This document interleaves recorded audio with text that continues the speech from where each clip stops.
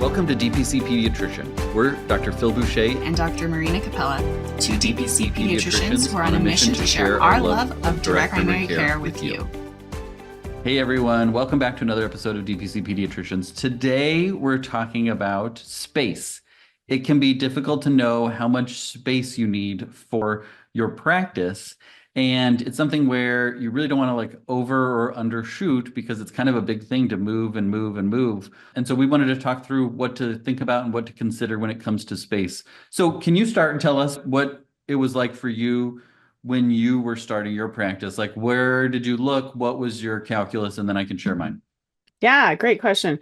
So I kind of talked to a few DPC family medicine providers in my community to kind of get a sense of like what I needed. I also had read some books and seen the DPC docs posts, and I knew that there was a variety of possibilities. One of the doctors in my community that I talked to, he had a really nice setup where it was basically like a 2-room space, and one room was kind of a waiting room and had his sort of desk in it. And then there was a door into another room that he used as his exam room. And I thought, oh, I really love this setup, but there were some downsides. Like he didn't have plumbing into the office, and there was a shared bathroom out in the hallway with some other offices. So I thought, okay, this is a really nice space and it's a really great starting space. But I also thought, well, maybe I want to grow in the future. What if I want to have another provider in the future, or will this work long term? So a lot of it was really limited by just what I could find in my community. I looked at a lot of listings, and a lot of them were just sort of these single offices that were meant for massage therapists or for mental health therapists, but they wouldn't really work for me because they didn't have the plumbing and they didn't have enough space to really grow into. And you don't really realize the plumbing. Like that's one thing that I never really thought about or considered, but actually being able to put stuff down a drain is an important practice thing. Exactly. Exactly. So I got lucky and I called an agent about a listing I had seen online. And he said, well, I don't think this is really going to be a good fit for you. Maybe it's too big, but I have this other property that is not even listed yet, and it's a medical office. Why don't you come see it? And so I went and I saw it. And it was wonderful. It was this 1,500 square foot office with a nice waiting room, a nice reception area, a break room, a doctor's office, 3 exam rooms, and a little lab and bathroom in the back. And it's not big. 1,500 square feet is not huge. And I thought, well, it's kind of big for right now, but it gives me that space to grow into. And it gives me the space to have another provider to kind of share the burden over time. And at first, it definitely felt too big. My first year when I was really slow, it was just me. It felt like too much space. But luckily, I ended up partnering with another pediatrician who wanted to open her own pediatric DPC, and we ended up sharing the space. So we saved on costs. We split the rent, we split the utilities, the internet, all that stuff. And it's worked out really beautifully for us for the first 3 years. And we will be moving soon into a new building, but it was a perfect space for all of this time. So I'm curious with you, Phil, how did you find your space in the beginning? How did you assess what your needs were and then look for what you wanted? Right. I think for practices, it can be difficult to I think you have to kind of envision, okay, what's the first year going to look like? And then what's the 5th year going to look like? And see if you can figure out a way to find a place that works for both of those, or at least isn't too big and isn't too small and is just right for starting, but then growing as well, which it sounds like you threaded that needle really well with what worked out. And that, I think the big picture is work with somebody to figure that out, like with a commercial real estate agent, because they know about all of the properties and they know what's a good fit and can do a lot of that legwork for you. And so I think that that's something that at least worked really well for me, coming from, okay, I'm working, I don't have time to go scout out all these places, and I don't know where all the places are or what is going to be required. And so for me, it was, okay, I want to be on this side of town because this is where we live and I want to be close to my work. And this is kind of where my patients that I'm leaving are located at by and large, finding that specific kind of area of town first and foremost. And then what are the surrounding businesses and what is the space available? For me, what we did is we started in a location that, like speaking to the sink thing, it did not have plumbing. And we knew that going into it, and we knew it would be a somewhat temporary spot for us. So we were there for our first year while our final place was being built out.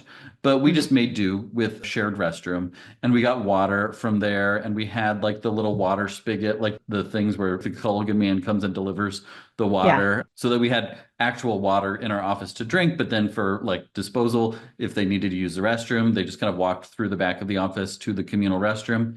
Not a big Uh-huh. deal. The Yeah. biggest hassle was washing my coffee mugs out. Yeah. Uh, But that worked perfectly fine. So I don't think it's like a must. And I definitely think DPC or private practice, whatever, you don't need a sink in every exam room. And I oh think yeah. that's one of the things that we often overestimate is the need to have that. And then you underestimate the expense of having a sink in every exam room when you go to build. And you're like, oh, Hmm. this is way more expensive to get medical grade plumbing into every exam room, when really we can put one in the hallway or one in every few rooms or something like that, Hmm. and make it work. And so Yeah. that was one thing that saved us a lot of money. And I realized like we don't need a sink in every room. That's silly to spend Uh-huh. all that money on that, Yeah. because people can use Purell, or they can go to the hallway to Right. wash their hands and what they need to. And Yeah. so our first space had two exam rooms, a therapy room, an office, and then kind of a shared waiting area. And it was probably around 900 square feet. And that was perfect for our startup size. And so I think if you like, ideally for a practice that's starting, you have at least a couple of rooms, and they can be multi-purpose rooms, or they can fit different needs. I've seen some cool videos of people that have like a room where they do most of their chatting with the patients, and then they go back to a different room for the exam, which is kind of Yeah. cool and a homey sort of setup to Yeah. it. But we had two exam rooms so that if somebody showed up, then there could be somebody that was waiting. And then we did have a therapist, which we still have, integrated in. So she needed a room as well. And then we had to have a room for our kind of a shared area for my office manager and nurse to work in. And then I had an office as well. And so that was kind of how the Uh-huh. initial setup was. And then we moved into a space that we built that has about 3,000 square feet. It has 5 exam rooms, and 2 of those are used as therapy rooms instead of Yeah. exam rooms, and then our offices and everything like that. So we expanded, but I think in the big picture, when you're starting off, somewhere between 500 and 1,500 square feet is probably the right amount of square footage for your practice based on what you are hoping to do and how you're hoping to grow.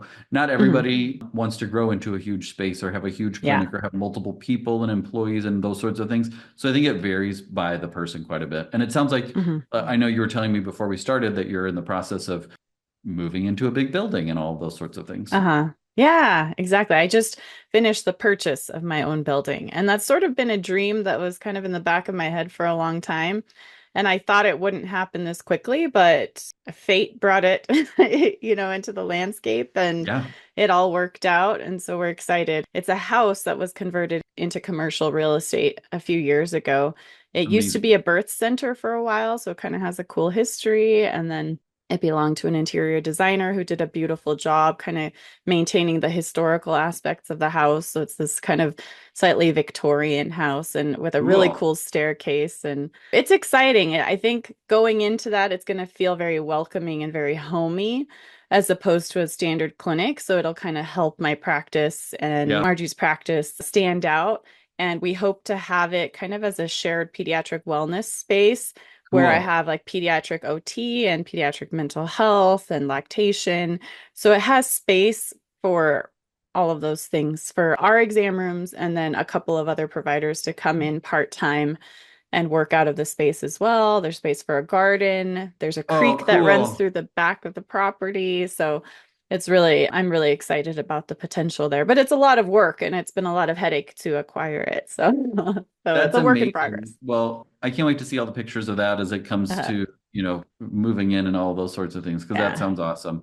Thank And that you. is that like I really like creating a place that's all encompassing too. And so I think that's what Hmm. you're going for with having those other clinicians that are Hmm. available in this space as well, and Hmm. creating a place where people come. We just had a patient yesterday that needed to see speech, and I told her the different options, and she had heard that we have a speech therapist in our practice, and she's like, I know I could use insurance, but I just want to come here. My kids know it. It's a totally the vibe that we're going for. Your staff are wonderful. It's peaceful. It's quiet.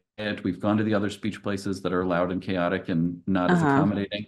And so Yeah. just being able to offer those things in clinic is a really cool way Hmm. to stand out and take really good care of our patients. Hmm. Yeah, absolutely. And it sounds like we have kind of shared visions in that regard, that you've created a big enough space that you can have other practitioners also out of your space. I'm doing the same thing. But I want to acknowledge what you said earlier, that that's not everybody's vision. I think that a lot of DPC pediatricians, their dream is really to have a micro practice.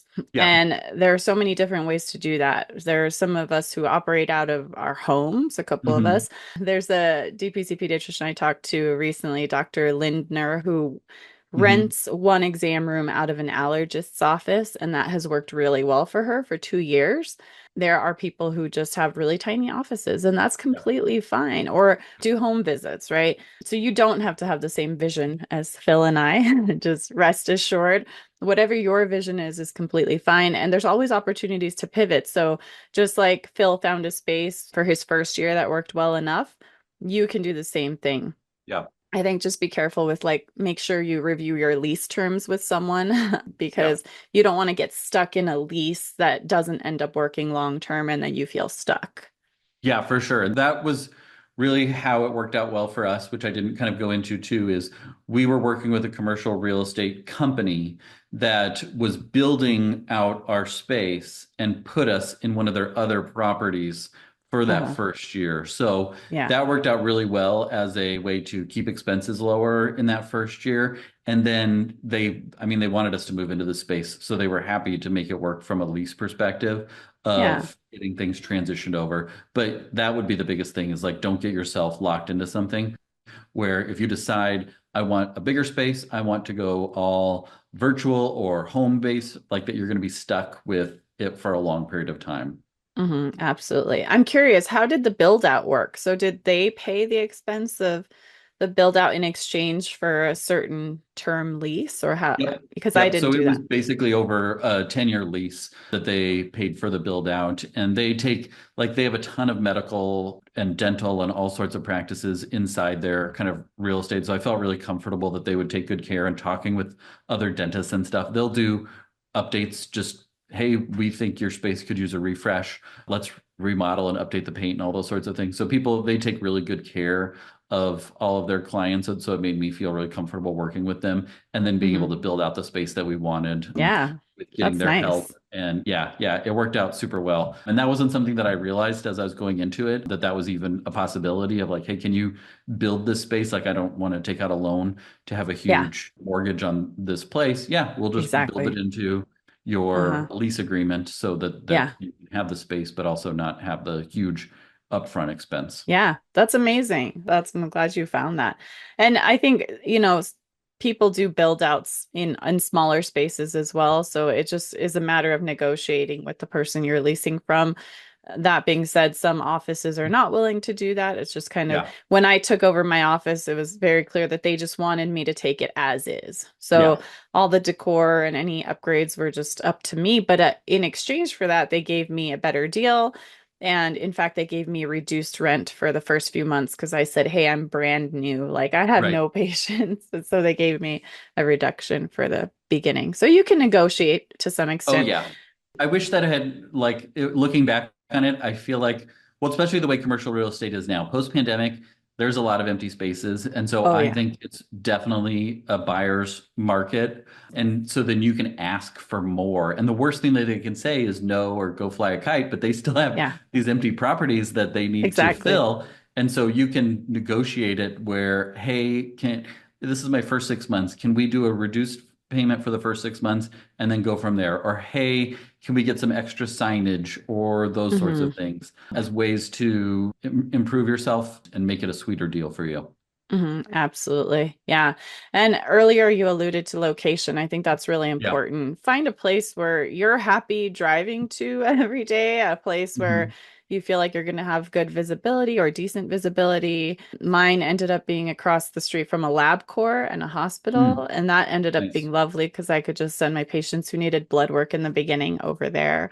But yeah, just, take all of those things into consideration in addition to the space itself and how much you need.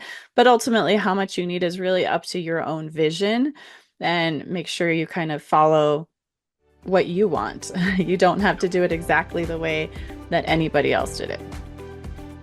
Love it. Great discussion. And hopefully this helps those that are trying to figure out what to do when it comes to space for building their dream practice. Absolutely. All right. Until next time, everyone.